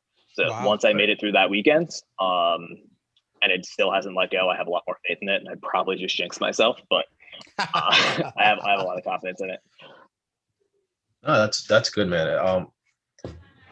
You got to be confident in the car before you run it. Now, you talked about Johnny Tank and his 10-second run. Like, you have to realize, I mean, like, he did this, like, I mean, obviously, he did some upgrades to the car. He's got the big blower set up, him and Jose, they did all this testing. The dual throttle body was nuts. Yeah. But that car is very basic. It's got a stock suspension. It's not really set up for drag racing like that. So I do think his, maybe I'll give this as a challenge to you. I do think you can get there, the 10s, low 10s. Yeah. And no offense to you. You have to let doors. Yeah. Yeah, that's true. He's got a lot less doors, less squatting to be doing. But yeah, I look forward to seeing that stuff, man. There you go. Yeah, no, definitely excited for it. And actually, I'm glad that you mentioned that Johnny's car is kind of basic, because that's just a testament to how much you can do with so little. Because I think a lot of people are like, oh, like, I'm going to do this, that, and the other thing. And then, like, Johnny just beat the crap out of the car with footballs and the rear springs and did exactly what he needed it to do. And I mean, and so seeing stuff like that, and, prior to me racing the other day, I wasn't as confident in it as I would have liked to be. And then so you just get over that hurdle. And then once it does what you need it to do, then that's it. So there's something to be said for just going out there and racing and just seeing what you can do. Yeah, just to add to that, when I first got the car back and I started racing people, at first I was a lot nervous, because you have all these cars I meet up, they sound powerful, V8s and all this stuff. But then once I start racing them, and I would beat these cars handily, and I'm just like, wow. And then your confidence just starts going up. Like now, I'm trying to find. I'm trying to race Hellcats. I'm trying to find a stock Hellcat to race. They'll probably beat me, but I've ran into two. I've ran into two on the highway, and we've raced from like 60 to like 100 or something, and he didn't pull away from me. So just by like racing cars that's supposed to be fast with my car, it just gives you so much confidence. And like now, I'm not even like nervous to race anything. I'm just like, okay, cool, dude, let's go. Nice. But. Yeah, that reminds me. I think when I was tuning my car, I was like still wasn't even like able to go past like 7,000 RPMs. And I had this thing with Subaru WRXs. I love the cars, but every time one of those racer flybys me, I just get so mad. And this one, like I was tuning and I was just about to get off the highway, and I just see like a set of like HIDs coming behind me. I'm like, oh, I wonder what this is. And he like blows past me, and the license plate said like stage 2 or something stupid. So, which I mean, I can't really be mad about that, because mine says blah. So, same thing. But yeah, so I got the racer flyby from the Subaru, and then he shot a flame at me, and I was like, if this was like 2 weeks later, that whole situation would have gone a lot differently. But stuff like that is what keeps I'm going to tell you something very funny. I'll tell you something very funny. I had that exact same thing happen to me 2 days ago. I was driving. I'm like, baby in this thing around town, and I see a Subaru STI. Sure enough, goes, whoa, whoa, and I'm just like, dude, if only you know I was just breaking this motor in, like, just like, I'm like, and you know, it's funny, like there, you know, You have I used no to, idea. yeah, like there was one time, dude. Oh man, there was one time I was driving back from Jeff's shop, and my issue is okay. Everybody knows what sort of highway roll racing is like on YouTube or whatever, but a lot of these guys they just like fly right by you and they expect you to just go chasing after. I'm like, dude, Right. let's line up. Not going to do that. Let's do the horns. They just don't do them. I'm like, what are we doing here? Like that's at least the most fairest thing you could do, and just like But you know what? By them doing that, I love them doing it because you know why? I downshift real quick and I catch up and I blow by them. That's yeah. There Oh. that, and the issue is at the time I didn't have the brakes, and the brakes on a stock Civic Si, the R9. I don't know how they were on the next gen, but R9s they're terrible, dude. So there was one point where I'm like right up on his bumper, and he took off before me. So I'm like, I'm catching this catch. I have no idea what's in front of him, and we get to 130 something. He hits the brakes. I hit the brakes, and I got like a Nothing. mushy pet. I got nothing. I'm just like that was stupid. That was so effing. I was mad at myself. I'm like, that could have been the end of Reese's cars right there. But and that's when I went home. I was like, I gotta upgrade these brakes. I have to do it. Yeah. Like I just went, I'm like, the Willwood 6 pistons. That's a little crazy, but yeah, send it. Like just do it. Yeah. Mm-hmm. Yeah, but the same thing happened to me, man. I'm like, dude, I'm driving around. I'm like, the car's louder and everything is louder, and people are just like, oh, I'm gonna race this thing. But do you guys get a lot of challenges? Like, let's say you're driving on the street. Do you guys get a lot of people that's just trying to race you guys around your area, or no?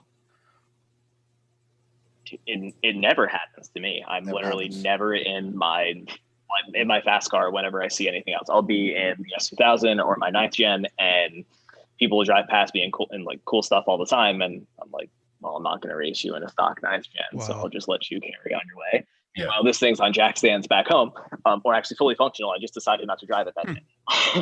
Happens all the time. Yeah. No, that happens to me a lot. It's just like I'll be in some dumb car. I was driving my friend's Honda Accord for a while because he was like, yeah, dude, here's my Honda Accord. I don't need it.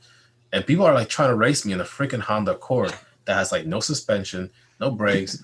I'm like, why didn't this happen with the orange car? It just never happened. Jose was actually, we were surprised. We caught a lot of attention up here, Jose, didn't we, with your with your Audi? Oh yeah. Tell us about that. Just going home and just driving around. One of the events that I had was driving on the highway. Some guy on all guy too, which is what surprised me. He gets behind me on a Porsche Cayenne. And I think, he just wants to pass me. No, he gets behind me. He stays on my tail. I'm like, okay, let me accelerate. Maybe he just wants to do something. So sure enough, he just wanted to stay up with me. We were doing like 120 down the freeway. And I'm like, wow, there's no end to this. So eventually I have to take my exit, and we ended it there. But then he waved at me. I waved at him, and he was just having a blast. And I was surprised. I guess people were that beast. But yeah, where he lives, it's like Race City. And I could see why. I mean, there's nothing but straight highways, hard for cops to find you or see you, and you have a long range view ahead of you as well. So, did we lose him? Or he's charging the scam. Yeah, that's right. Okay. Well, yeah. I'm surprised in Texas because you guys are so close to Mexico. Yeah, actual Mexico. No, like what sucks is and I admittedly haven't explored probably as much as I should have, but in my area near Austin, there's just traffic at all hours of the day. So you have to go pretty far out to find an open stretch of highway. There's a couple of needlessly long on-ramps. That's usually where I do like my data logging and stuff. But as far as like having enough space to really do a pull, it's hard. And I think that it took me some time to finish up my tuning because I would go out and I just like wouldn't be able to find a clear spot without having to drive like 15 miles out of town. And finally get a data log, and it would just like wheel spun the whole time. And Derek's Right. like, you know, this is useless. This is useless. You need to go do it again. And then I just killed the whole night with the data logging. Oh, But on the bright side now, The since I orange have whip. since I have the S2000 now, I see a lot of nobody ever sees me, but ever since I got that, there's a lot of just like apparently old people driving around in their S2000s ever since I got that. So I get to see Nice. other nice cars at least, but I don't get to race anybody. gotcha. I did not realize you have an S2000. Yeah, I just picked that up a couple weeks ago. I bought it from Oh. Pennsylvania. My dad Mhm. actually drove it down for me. It's pristine. 05. It's got 57,000 miles on it now. It had 54 when I bought it. Bone stock. I don't think we're gonna do all that much to it. Didn't think I was gonna like a convertible, but the top is down every time I drive it. Yeah. Can't blame you. Yeah. It is a beautiful car. It's a fun car. That is a Nice. beautiful car, man. Congrats, man. Nice pickup. Thank you. Nathan says hello. Hey Nathan, can he just pop in the screen real Pop, quick? Pop He- your face in the I want to see how face. tired he. I want to see how tired he looks. They want to see how tired you look, man. Nathan just finished a K-Swap Miata. He's fine. He could do another motor. He's smiling. Yeah, I can do another Like, motor. He said, yeah. how many Unga Dungas did you give that crank pulley today? So how many Ugadugas you get the crank pulley? I give it at least 6. At least 6 Ugadugas. Hey, 6. That's tight. That's real tight. That's tight. real tight. That's real tight. It's electric 6. You gotta come close so I can hear you. If it's electric, it's 6. If it's pneumatic, it's gonna be about 4 Ugadugas. All right. Oh yeah, Scientific Thanks, measurement. man. I like it. Yeah. thanks for the tip. Get those torques. uh, Get those dude, we torques, had- that torque. we had such a good time. Yeah. Aside from my being very nervous about the startup, we had such a good time building the thing. When do you think you're going to get the final tune again? I really want to go in December. Oh yeah, that's right. To somewhere you told me. With Jeff, but it depends on his schedule. That's it. I mean, like, also Jose wants to be there, so we're gonna try to do a thing, and because he really I was like, dude, I'll just go to do this next year or something. He's like, no, I really want to know. I want to know what the numbers Yeah. are. Like he's, Yeah, me too. I'm like, dude, we can wait. Like I wonder what you're going to hit. Springtime. What are you going to do? Are you going to do 18 pounds? Whatever the car Yes. gives me at this point, because like Right it's now, built, okay. you know, whatever PSI you're making, 18. probably plus like another pound, because so far the J37 throttle body is working. You're So fine with it? unless that stops working, you know, and I was gonna ask you that the J37, it gave you issues at like takeoff mostly. Yeah, so I still have the issue. But it's not as bad. So only thing that I could come to a conclusion, this is when I switched to E85. Hmm. Got it. So what Derek was telling me, he said with the 9th gen ECU, it also has like its own calculation. So it tries to compensate like too rich, too lean and stuff like that. And there's nothing he could do. He talked to us about the whole J37. They have this other control module, whatever. He said, aside from that, the ECU does all this like behind the scene crap to it too. So the takeoff has been fine. The erratic takeoff and everything has been fine. I still get a slight lag, even with the stock throttle body, ever since I switched to E85. Mm. So I'm thinking it's because the E85, he has to pump in so much more fuel. And I think Yeah. that's what it is also. But it's a Look, lot better. I wonder if fuel pressure can help with that. I'm not sure. Yeah, I'm not sure. I think we kept it so Like far the just- same. Fuel pressure. Just up in the pressure like 1 or 2 pounds or something like that. Yeah. I mean, again, you know, like I'm going over every little detail of my car, and that's one of the things I also looked at. Like, okay, the structural manual for my injectors say 58 psi. We had it at 55 or 52, so I'm like, let me just go back and, you know, whatever. I don't know. Like that's the kind of stuff that like bugs me, and I would just like tweak until I freaking figure it out. Maybe Ian. That's how Ian figured out boost by gear. Yeah, no, that I'm the same way. That's why I mean people and it's completely deserved, but people bust on me for my car being down so much, but it's because there's always some little thing. I fix it and I get it back on the ground. Like, well, is there a better way I could do that? And then 3 days later, the whole thing's ripped back apart, so I can do it another time. Yeah. It's just how it goes. I get bored. It's literally my source of entertainment that I sometimes drive. It's a puzzle. Adult Legos, however you want to word it. That's all it is. Yeah, for sure. Oh, and there's I drove the car so I watched the car and then I drove it. Barry, you really need to get the traction balls. Oh, I have those on mine. Great. Mhm. You have to get them, man. It makes a huge like I drove the car just the other day. I know my brakes are bad, but I just wanted to drive around the block. Dude, I don't get no wheel hop, nothing. It's just so planted. It feels so great. You got to do it. You got to buy it. I'm telling you. Okay. I'll do it. Do it. No, the steering input too, right? It's very precise. Yes, Yeah. it makes the car drive so much better. Mhm. You'll thank me seriously. Yeah. Yeah. I have it on mine. I know that you can get the Move lower control arms. They also use a spherical bushing, and they're a lot cheaper than the full race ones. I know that that's an alternative. I don't know if it works for 9th gens too, but if it is, it's an option. Yeah. There's a few company. I went with full race. It does make a. How do I put it? You know how you get like the when we were kids or whatever, you had the little horseshoe looking thing, the metal thing, and then you hit it, it makes a vibration sound. I get that from time to time, but to me, it's not that bad. Okay. Yeah. But other than that, it's a great upgrade. You got to do it. And that's the springs. Yeah, might have been awesome. Yeah, that's the springs. So you're hearing. They resonate. Okay. What some cars do is they I don't know if you've seen it. They have like a rubber attached to the spring itself to control the harmonic. Yeah. Okay. Yeah. We don't have that in the front end. I think we have it in the back end. You do in the rear end? Okay. On our car. Yeah. I think 8th gens are probably pretty much the same. Gotcha. But Ian. Go ahead. I want to ask Ian one question. Do you have an LSD? Do it. Your transmission?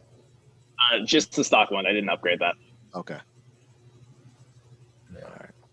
I did the same. I thought the LSD for the Civic was pretty good. I mean, maybe it's not a track focused LSD, but I used to have terrible torque steer in the RSX, and I never have with this car. Even for I think I made like 303. That's just like 300 foot-passes of torque, and I'm like, this thing just. One time I took my hands off while going like on a 4th gear pull, both hands off the steering. I'm like, damn it, dude! Like, what are you doing?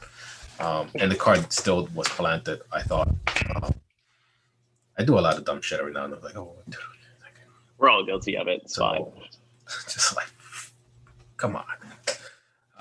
But yeah, let's see. I'm trying to see if there's any more questions here. Oh, the traction balls. That I guess you answered that already. Matt Fuller says, "Congrats on the S2000 pickup. A very nice, best shifter ever, but he doesn't fit in the car, so boo-hoo." Yeah, it's a nice car. Yeah, I'm a small dude. I mean, from what I understand, the S2000 was designed around your typical Japanese man, which is about the same. I'm not a big dude. I'm right around the same size, so it works pretty well for me. But even still, when you put the top up, it still feels a little cramped in there. Yeah. Yeah, I used to own one. I'm 6'1", and I think if I was a little bit taller, I couldn't have driven it because it was just like everything was close. I wish I never sold it. I sold that thing 8 years ago. I sold it for like $12,000, and I only had like 60,000 miles on it. Wow. It was a 03. I don't know why I sold it, but I sold it. Yeah. Now, Ian, this might be a personal question. Did you pay more than $12,000 for your S2000? I did. See, that's what I'm saying. I should have kept mine. Yes. Wow. Mine was in great condition. Oh my god. Yeah. That was stupid. Anyway, guys, we're going over a little bit over an hour and a half here. What did Full Race sells some good stuff? I spent good money on Full Race. Do you guys want to keep going? I'm gonna leave it up to you. I'm good on time. I don't know what you guys are doing. If you want to keep just shooting the shit, I'm happy. I'll probably go get a beer if you want to keep doing that. Because I'm good. I can grab a beer too. But if there's any other questions, I'll keep answering them. If you guys want to wrap up, it's good for me too. I'm What do fine. you It think, don't matter Jose? to me. How you doing? I'm good. I could definitely. No, probably I'll rather come off of the call for now. But the last question here was something about the transmission and how much torque or power it can handle. I mean, it's a hard question to answer, but let's go with a general answer. 300 foot-pounds of torque is usually where you can guarantee failure. Uh, at any any range after that. Before that, you still could break your transmission. It just depends on how much grip, conditions, and so on. Hmm. Yeah, I mean that happens all the time. Especially like I admin the 8th gen page, and I see people break their transmissions. People break them literally bone stock. People break them Right. with bolt-ons. I also have a Yeah. theory that bolt-on people really beat the crap out of their cars harder than boosted people do.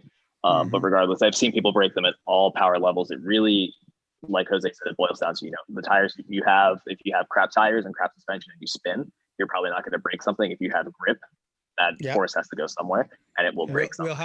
Wheel hop. Yeah. Yeah. Yeah, you get the tire wheel hopping, pop, pop, and you suddenly grips, and there goes your whatever gear you're on, or even the axle sometimes. Yeah. Yeah. And now, Jose, you broke in fifth gear in like interesting situations, like just trying to pass somebody in the highway Fourth gear. with your I blue was car or I was heading orange out car. for. I mean, I was running a lot of torque back then, but yeah, it was about 300 plus torque, and all I was doing was autocrossing, and I was heading out to an event, and as I'm driving, there's a truck driving too slow. I go and try to pass him at around 45 miles an hour. I accelerate, and my gear was gone. Gone. Like you didn't even feel it. It's just you go into Let higher go. PM. Yeah, you don't feel a Yeah. thing. So, Initially, yeah, you thought it was your clutch, no, I thought it was. I thought or it you was heard all the. no, there was no noise. Dude, it sheared it that fast. Wow. It's you accelerate and it's gone. Your car just revs up like it's clutch slip, and every tooth on the gear is gone. Oh my God. So yeah, no, and yeah, it was bad. I have a bucket full of broken transmissions because back then in the day I couldn't afford to build a transmission. So I probably, Jesus, I'm gonna go at least 5 transmissions I went through. Wow. Yeah, Yeah. but I love racing, man. I love the SCCA events, and I was competing and things like that. So I couldn't stop myself, man. Yeah. It's like And it was you who drove me to build the gearbox. Now that. I never blew up a gearbox, but I was just Mhm. like, man, Jose is like breaking transmissions left and right. And I'm doing Yeah. the same stuff he's doing. I'm autocrossing, I'm putting big fat tires in the front, 275s. I'm gonna build the transmission before it goes. So like Mhm. I'm a bit of a punk too. Like I don't want to go through that. I just want to build it. And be Yeah. ready. I did the same thing. I had to, as soon as I put these 255 tires on it, I'm like, I'm on borrowed time. Yeah. The last tires I had, they just wouldn't hold. As soon as I started tuning on E85, they wouldn't hold it, and I put those on it, and I'm like, I'm on borrowed time. And I was planning to take a road trip to Georgia, Florida, and like I'm gonna get abandoned or I'm gonna get stranded somewhere in the middle of nowhere. So I'm like, I'm just gonna get the trans built. I also ended up not even taking that road trip, so I don't want to say it was a waste, but I did it a little prematurely. But I mean, that's how it goes. At least it's built now. I've got drive shaft shop axles in it now too. Ooh, Not nice. too much else left to break at this point. Hey, do you Okay. have the 500 axles or the 1,000 horsepower axles? The 500 ones. 500. Are they good? Do they have any vibrations or anything like that? No, No. Okay. I don't even know they're there. I forget to tell people I have them all the time. Yeah. Okay. They're Yeah, I'm solid. looking at getting them. They're so solid. I have them too. They are so solid and they're beefier. They actually vibrate less than OEM. Okay. Okay. Yeah, once you get that little wear, how they get a little loose, they're solid. Even the rubber coupler that they use on it is nice and stiff. Okay. Yeah, because I'm looking at getting those next. Yeah, you'll enjoy that. We got another good question from Matt Fuller. What is everyone's clutch of choice? Your star hands, yeah. My clutch right now, I have Clutch Masters FX 400. It's a good clutch. I had the FX 300. FX 300 felt like stock, but it just holding the power. The FX 400 is just a little bit grabbier, but it still feels decently stockish. I know in the future I'm probably going to go twin disc and I'll probably stay with the same company because they've been working so well for me. So Clutch Masters for me. Yeah, what are you using? I've got the same on mine, exactly the same thing. I've got the FX400. I've had 2 or 3 of them at this point. They've been great to me. I mean, pedal pressure is definitely a lot stiffer than stock, but it's very, very smooth. I probably will do a twin disc whenever I build the engine and I have to take everything apart again. But the FX400 has been nothing but good to me. And back to me when I was in my street days, that was the clutch of choice as well. It was the FX400 6-puck sprung. And after that, it was race mode. So it was twin disc clutch masters as well. Yeah. And Matt, me, I'm running the FX300 still. I do think I hope it holds whatever power the car brings me. I don't think I'll hit your kind of power levels, Hans, because I'm not on E85. I don't have it nearby anywhere. Yeah. I mean, I do have a gas station, but it's like 30 minutes in the wrong direction. It's not worth it. And by the time I get back home, I'll have to fill up again, sort of. Yeah. So it's not worth it. Whatever 93 octane can give me, it's what it's gonna be. So I still don't know if I'll hit 400 horsepower. I should, the oil pump. I think you should. I think you will. Whatever that is, the exhaust porting should help. But I don't know. I'll cross that bridge when I get there. But I love the drivability of the 300. Yeah. I got in the car, after not driving it for like 3 months, and it was like driving a stock Honda Civic. Yeah. It's amazing it holds the power. Mm-hmm. But you know what, Barry? You should hit 400 because I was making 384 on pump, and that's still with catted downpipe, stock oil pump, non-ported head. I think you should hit it. Definitely. I'm gonna hit it. Yeah. You will. 400. Let's do it. I don't want to get my hopes up. Jose taught me this. You go in there, you're like, I'm gonna make 6, and you make 589, and just like it's not 6. Mm-hmm. Surprised me. Yeah, surprised me. Hans, what do you make again? If you said it, I'm sorry. 450 wheel horsepower and on pump. On pump. 384 wheel horsepower and 312 wheel torque. Now, was that with the bigger throttle body already? No. You might be there, man. You might be there. I'm telling you, and that wasn't with this aftermarket reservoir. It was still everything stock reservoir that came with the kit. Yeah. I was at 384. And he's I lost track now. Oh, RPM. I lost. You'll be able to do a higher RPM. Yeah, you'll hit it, Barry. You'll hit it. Trust me. Yeah, you will. We're losing Ian, I think, a little bit. I think he's laggy. Yeah, I think I might be losing you guys a bit. Net.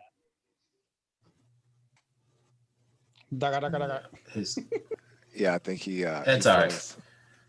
Yeah, he's a little froze, but he'll come back. Oh, okay. He'll come back. He'll come back. There we go. There he goes. Am I back? Yeah, you're back. Okay.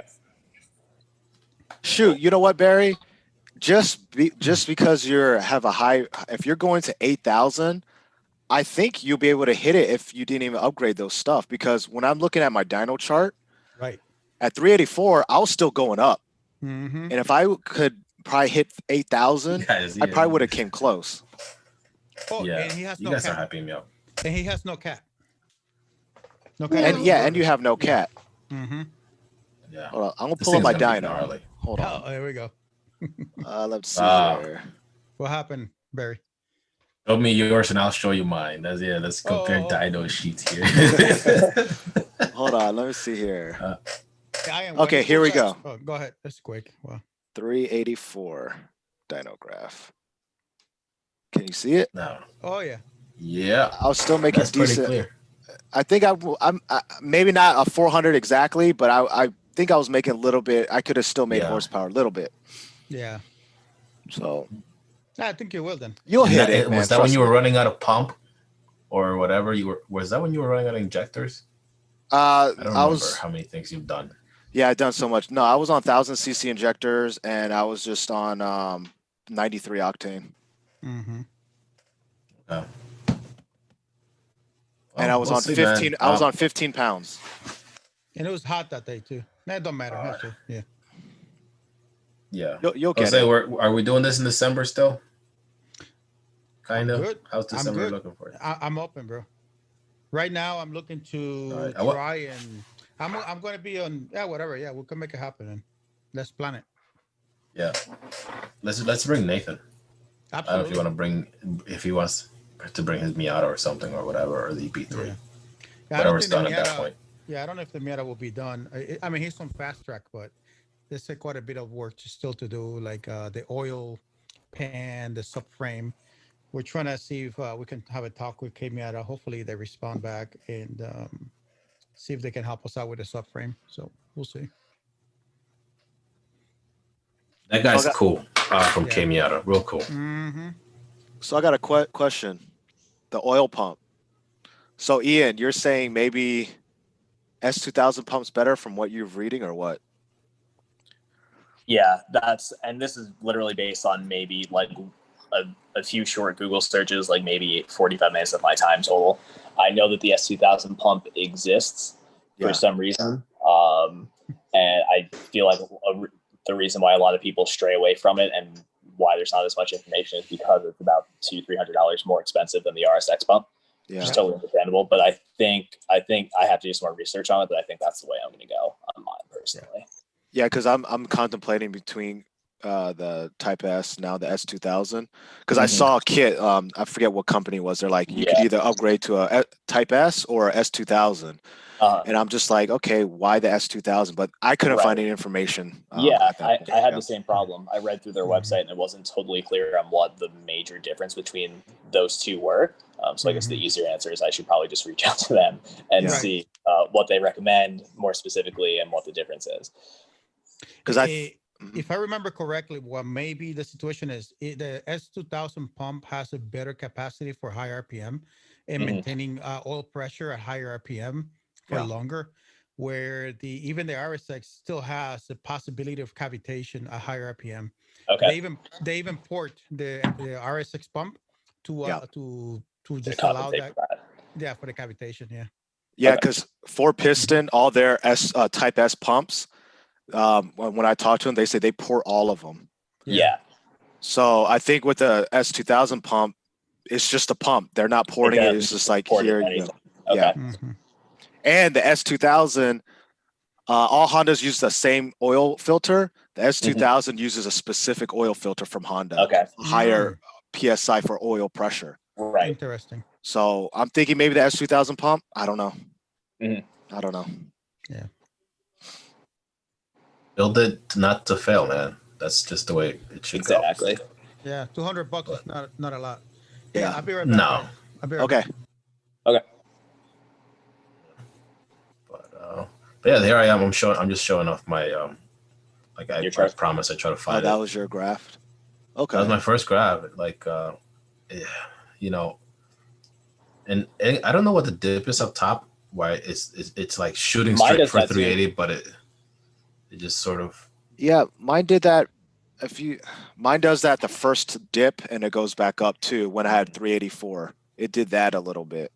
I wonder if that's just flow restriction at that point. Yeah, I think my theory was either intake or exhaust flow restriction. My theory is exhaust. So since you have the ported head, you may not see that so much this time around. So another thing, whenever I build a block, it'll be like an ASP header or something that just flows a lot better than the Alpha that I have now. You could also port your exhaust ports, just like mine. I want to do that too. I know Jose did it in his race car, like just back when he used to live in Buffalo, and I would just go up there. We did like that's where my idea was. I was like, this collector's a single collector, and I want to go ahead and just port it.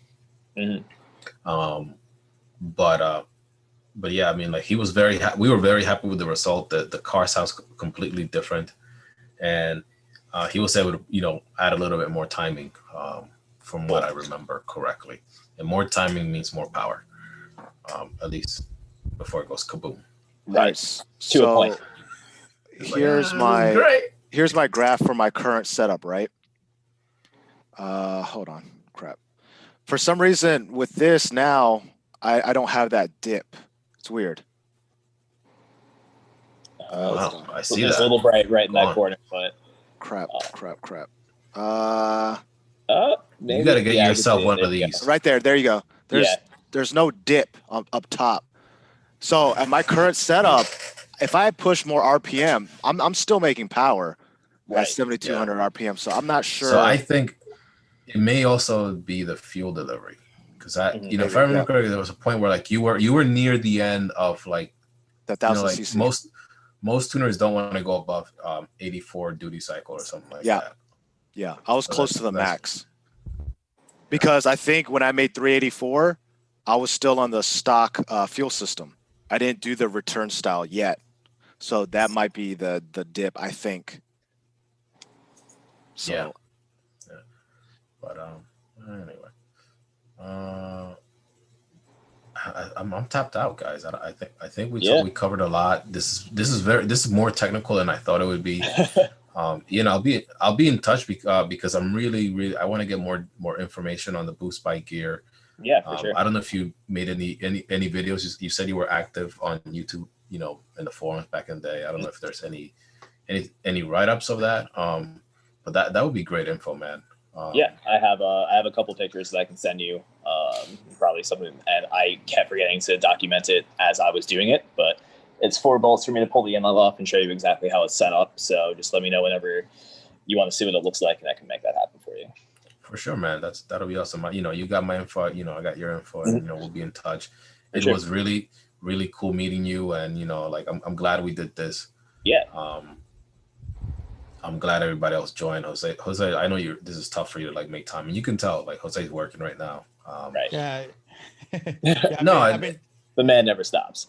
No, it never stops, and so thank you for making the time to come on. Absolutely. And Han, same thing for you, man. I know like you always join us for these things, and it's just cool to have someone else on, like someone to talk shit.